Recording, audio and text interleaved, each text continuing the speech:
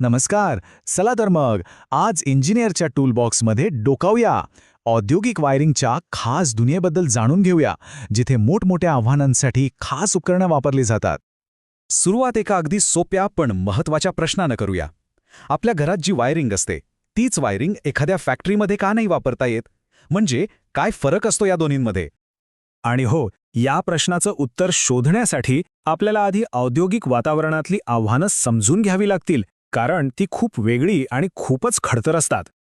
घरासारखं नसतं तिथं. औद्योगिक ठिकाणं म्हणजे एक प्रकारचं आव्हानच असतं. तिथे वायरिंगला फक्त जास्त विजेचा भारच नाही, तर ओलावा, रासायनिक वाफ, सततची धूळ आणि धक्के ह्या सगळ्याला तोंड द्यावं लागतं. तर मग या आव्हानांना तोंड द्यायला आपल्या टूलबॉक्समधलं पहिलं हत्यार कोणतं? ते म्हणजे संरक्षण. विजेच्या नाजूक तारांना सुरक्षित ठेवण्यासाठी वापरले जाणारे कवच आणि नळकांडी. कंड्युईट वायरिंग म्हणजे काय? याला तुम्ही तारांचं चिलखत समजू शकता. या मजबूत पोकळ नळ्यांमधून तारा नेल्या जातात, त्यामुळे त्यांना बाहेरच्या सगळ्या धोक्यांपासून एक पक्कं संरक्षण मिळतं. याचं मुख्य वैशिष्ट्य आहे याचं टिकाऊपण. जरा विचार करा, एखादं वर्कशॉप किंवा सिमेंट प्लांट, सगळीकडे धूळ, अवजड मशिनरी, अशा ठिकाणी हे कॉन्ड्युईट एखाद्या बॉडीगार्डसारखं काम करतं. तारांना काहीही होऊ देत नाही. बरं, आता पुढचं साधन बघूया. हे तर आणखी भारी आहे. ही आहे आर्मर्ड केबल. हिची खासियत म्हणजे या केबलने स्वतःचं चिलखत घातलेलं असतं. जेव्हा एखादी केबल अगदी खडतर भागातून म्हणजे अगदी थेट जमिनीत पुरून न्यायची असेल, तेव्हा याच्याशिवाय दुसरा पर्यायच नसतो.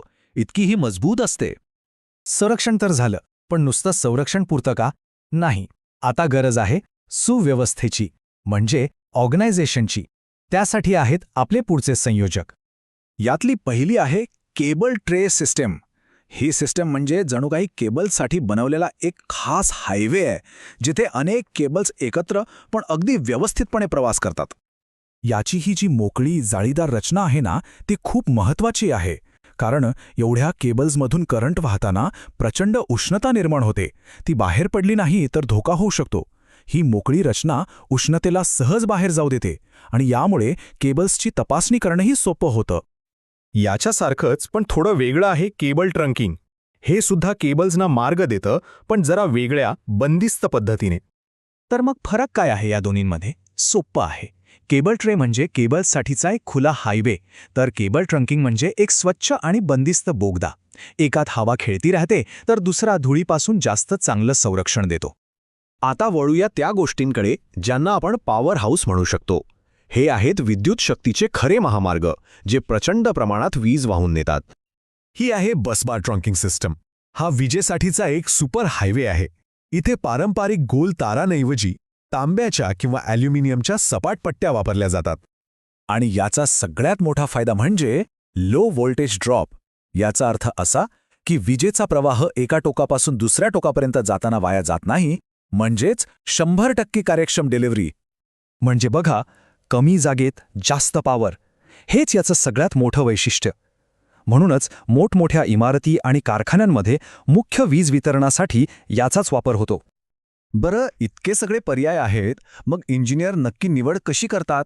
कोणतं साधन कुठे वापरायचं हे कसं ठरतं? हे सगळं अवलंबून असतं त्या जागेवर. तिथे काय आव्हानं आहेत, किती लोड आहे, तापमान कसं आहे, या सगळ्याचा विचार करून मगच योग्य प्रणाली निवडली जाते. प्रत्येक कामासाठी एक विशिष्ट साधन असतं. हा तक्ता बघा, यात सगळं अगदी सोप्या भाषेत मांडलं आहे. कंड्युईट म्हणजे कमाल संरक्षण. आर्मर्ड केबल म्हणजे अंगभूत मजबूती. केबल ट्रे म्हणजे उत्तम व्यवस्थापन आणि बसबार म्हणजे उच्च शक्ती.